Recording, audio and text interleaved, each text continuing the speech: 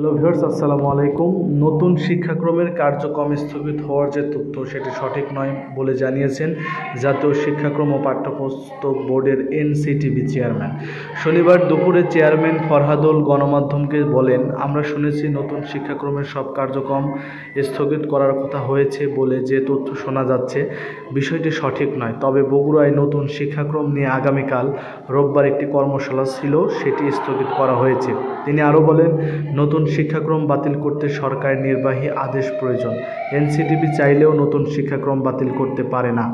নতুন শিক্ষাক্রম গত বছর প্রথম, ষষ্ঠ ও সপ্তম শ্রেণীতে বাস্তবায়ন করা হয়, আর চলতি বছর বাস্তবায়ন করা হয় দ্বিতীয়, তৃতীয়, অষ্টম ও নবম শ্রেণীতে। 2025 সালে পঞ্চম ও দশম শ্রেণীতে, 2026 সালে একাদশ এবং 27 সালে দ্বাদশ শ্রেণীতে এই শিক্ষাক্রম চালুর কথা হয়েছে। তো ধন্যবাদ সবাইকে। আশা করছি কেউ বিভ্রান্ত হবেন না। আমাদের তথ্যের জন্য আমরা আন্তরিকভাবে দুঃখিত।